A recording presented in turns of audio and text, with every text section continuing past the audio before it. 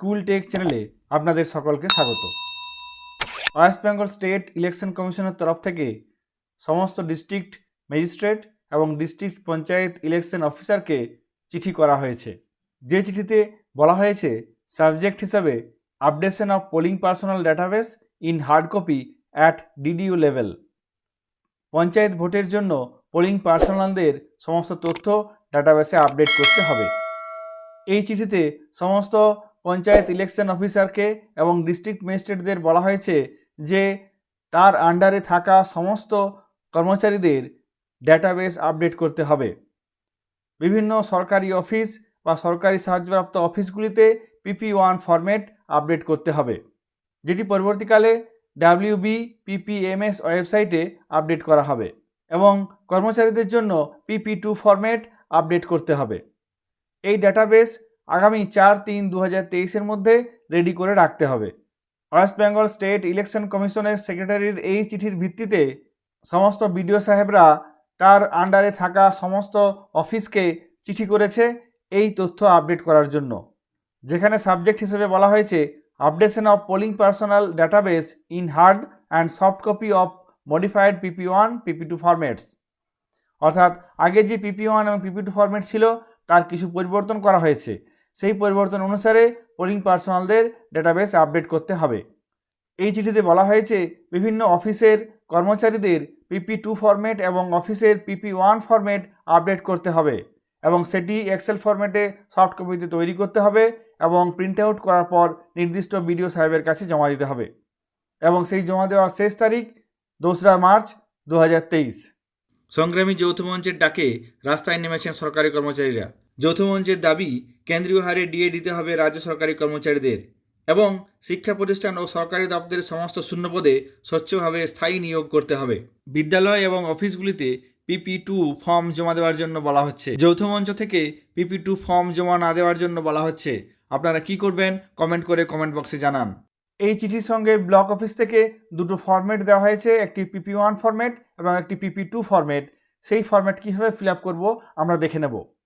প্রথমে PP1 format, এখানে বলা হয়েছে for collection of office details, অর্থাৎ কোনো নির্দিষ্ট সরকারি অফিসের বা সরকারি সাহায্যপ্রাপ্ত অফিসের বিভিন্ন ডেটা এখানে পূরণ করতে হবে, যেখানে পয়েন্ট ওয়াইজ বলা হয়েছে। 1 নম্বরে বলা হয়েছে name, office name of PPDS, অর্থাৎ এখানে অফিসের নাম লিখতে হবে, বিদ্যালয় হলে বিদ্যালয়ের নাম লিখতে হবে। 2 নম্বরে আছে reference number, office code of PPDS। এই রেফারেন্স নাম্বারটি হলো আমাদের ভোটের জন্য যে চিঠি আসে অর্থাৎ অ্যাপয়েন্টমেন্ট আসে, সেই অ্যাপয়েন্টমেন্টে অফিসের একটি কোড লেখা থাকে, সেই কোডটি এখানে লিখতে হবে। তারপর 3 নম্বরে আছে DDO কোড, এখানে সম্ভবত ডাইস কোডটি লিখতে হবে। এরপর অ্যাডমিনিস্ট্রেটিভ জুরিডিকশনের মধ্যে ডিস্ট্রিক্ট, জেলার নাম লিখতে হবে, location type block or municipality, block হলে ব্লক লিখতে হবে, মিউনিসিপ্যালিটি হলে মিউনিসিপ্যালিটি লিখতে হবে। 6 নম্বরে location, name of block or municipality, অর্থাৎ ব্লক হলে ব্লকের নাম লিখতে হবে অথবা মিউনিসিপ্যালিটি হলে মিউনিসিপ্যালিটির নাম লিখতে হবে। 7 নম্বরে পুলিশ স্টেশন, এখানে থানার নাম লিখতে হবে। তারপরে বলা হয়েছে ইনস্টিটিউশন ডিটেলস, অর্থাৎ প্রতিষ্ঠানের ডিটেলস লিখতে হবে, যার মধ্যে একটা পয়েন্ট বলা হয়েছে category, government type of office. 9 নম্বরে বলা হয়েছে institute of PPDS।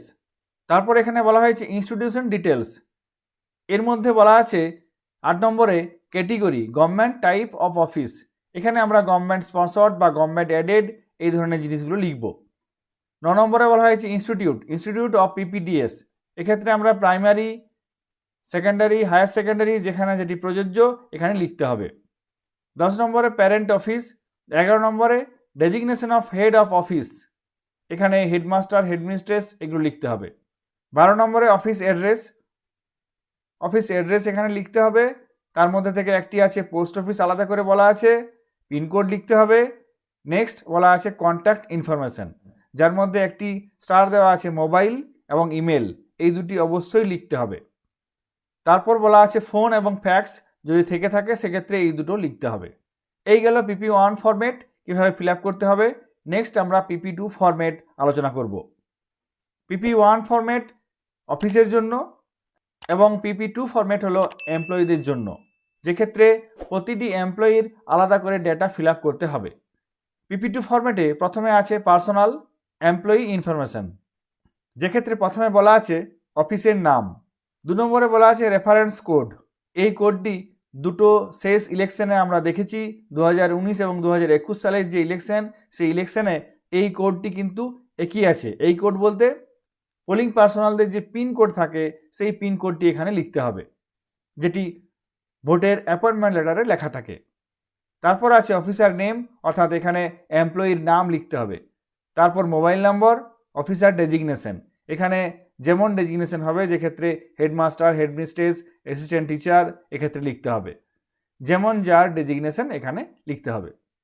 Employee group, employee গ্রুপের ক্ষেত্রে আমরা অনার্স পিজি স্কেল যারা পান তাদের ক্ষেত্রে এ গ্রুপ লিখে থাকি, এবং যারা পাস কোর্সে স্কেলে পেয়ে থাকেন তাদের ক্ষেত্রে আমরা বি গ্রুপ লিখে থাকি। বাকি ক্লার্কদের ক্ষেত্রে গ্রুপ সি এবং গ্রুপ ডি স্টাফ আমরা জানি পিয়ন, ল্যাব অ্যাটেন্ডেন্ট, এদের ক্ষেত্রে গ্রুপ ডি লিখে থাকি। জেন্ডার এখানে লিখতে হবে, ডেট অফ বার্থ দিতে হবে। তারপর আছে সার্ভিস, গভর্নমেন্ট ক্যাটেগরি, এখানে আমরা গভর্নমেন্ট লিখব। তারপর আছে পে লেভেল, এখানে যার যেমন পে লেভেল আছে এখানে লিখতে হবে। তারপর আছে বেসিক পে, বেসিক পে এখানে লিখতে হবে। তারপর কোয়ালিফিকেশান এবং ল্যাঙ্গুয়েজ নোন, কোয়ালিফিকেশানের ক্ষেত্রে এখানে গ্র্যাজুয়েট, পোস্ট গ্র্যাজুয়েট এই সমস্ত বিষয়গুলি লিখতে হবে। তারপর আছে ল্যাঙ্গুয়েজ নোন, এখানে যে যেরকম ল্যাঙ্গুয়েজ জানেন, বাংলা, ইংলিশ, হিন্দি এখানে লিখবেন। তারপর এমপ্লয়ি কন্ট্যাক্ট ডিটেলস, এখানে বলা আছে অ্যাড্রেস, পিন, মোবাইল এবং ইমেল, এই বিষয়গুলি এখানে লিখতে হবে। তারপর আছে এমপ্লয়ি ইলেকটোরাল ডিটেলস, অর্থাৎ এমপ্লয়ির ভোটার তথ্য এখানে দিতে হবে, যার মধ্যে বলা আছে এপিক নাম্বার, পার্ট নম্বর এখানে দিতে হবে, সিরিয়াল নাম্বারও দিতে হবে। তারপর আছে প্রেজেন্ট অ্যাড্রেস, অ্যাসেম্বলি, কনস্টিটিউয়েন্সি, এখানে লিখতে হবে নিজস্ব অ্যাসেম্বলি। তারপর আছে পার্মানেন্ট অ্যাড্রেস, অ্যাসেম্বলি, কনস্টিটিউয়েন্সি, যদি কোনো পার্মানেন্ট অ্যাড্রেস থাকে সেক্ষেত্রে পার্মানেন্ট অ্যাড্রেসের অ্যাসেম্বলিটিও লিখতে হবে এখানে। এবং তারপর আছে অফিস অ্যাড্রেস, অ্যাসেম্বলি, কনস্টিটিউয়েন্সি, অর্থাৎ আপনার অফিসটি যে অ্যাসেম্বলিতে অবস্থিত সেই অ্যাসেম্বলির এখানে লিখতে হবে। তারপর আছে প্রেজেন্ট রেসিডেন্স ডিটেলস, অর্থাৎ এখন আপনি যে ঠিকানায় বসবাস করেন সেই ঠিকানা সংক্রান্ত তথ্যগুলো এখানে দিতে হবে, যার মধ্যে ডিস্ট্রিক্ট আছে, লোকেশন টাইপ, লোকেশন নেম এবং name of GP or ward এখানে দিতে হবে। তারপর আছে পার্মানেন্ট রেসিডেন্ট ডিটেলস, একই রকমভাবে একই তথ্য এখানে দিতে হবে। পার্মানেন্ট প্রেজেন্ট অ্যাড্রেস একই হলে এক্ষেত্রে তথ্যগুলো একই হবে, যদি আলাদা হয়ে থাকে সেক্ষেত্রে আলাদাভাবে এখানে পূরণ করতে হবে। তারপর আছে অফিস ডিটেলস, এক্ষেত্রেও তথ্যগুলি একই, অর্থাৎ ডিস্ট্রিক্টের নাম লিখতে হবে, লোকেশন টাইপ ব্লক মিউনিসিপ্যালিটি দিতে হবে, লোকেশন নেম ব্লক হলে ব্লকের নাম, মিউনিসিপ্যালিটি হলে মিউনিসিপ্যালিটির নাম দিতে হবে, এবং তারপর name of GP or ward, অর্থাৎ মিউনিসিপ্যালিটির ক্ষেত্রে ওয়ার্ডের নম্বর লিখতে হবে, আর গ্রাম পঞ্চায়েতের ক্ষেত্রে গ্রাম পঞ্চায়েতের নামটি এখানে লিখতে হবে। শেষে বলা আছে এমপ্লয়ি ব্যাংক ডিটেলস, প্রথমে বলা আছে ব্যাংক নেম, এখানে ব্যাংকের নাম লিখতে হবে। তারপর ব্রাঞ্চ নেম, যে ব্রাঞ্চে অ্যাকাউন্ট আছে ব্যক্তির সেটি এখানে লিখতে হবে, এবং আইএফএস কোডটিও এখানে লিখতে হবে। লাস্টে ব্যাংক অ্যাকাউন্ট নাম্বার লিখতে হবে। আমরা জানি ভোট সংক্রান্ত রেমুনারেশন আমাদের ব্যাংক অ্যাকাউন্টে চলে আসছে, সেক্ষেত্রে এই ব্যাংক অ্যাকাউন্টটি খুবই গুরুত্বপূর্ণ। ব্যাংক অ্যাকাউন্ট সংক্রান্ত তথ্য ফিল আপ করার সময় ভালোভাবে চেক করে নিতে হবে, নাহলে পরবর্তীকালে ভোটের রেমুনারেশনের টাকা ঢুকতে অসুবিধা হতে পারে। এই চিঠিগুলি এবং PP1 ও PP2 ফরম্যাট ফিল আপের মাধ্যমে শুরু হয়ে গেল পঞ্চায়েত ভোটের তোড়জোড়। ভোটার কার্ড সংক্রান্ত তথ্য কোথা থেকে কিভাবে জানবেন সেই সংক্রান্ত ভিডিও আগামীকাল প্রকাশ করা হবে। এই ভিডিওর মাধ্যমে আপনারা নিজের ভোটের পার্ট নম্বর, অর্থাৎ ভোট কেন্দ্রের নাম এবং ভোটার লিস্টে আপনার সিরিয়াল নাম্বার সমস্ত কিছু জানতে পারবেন।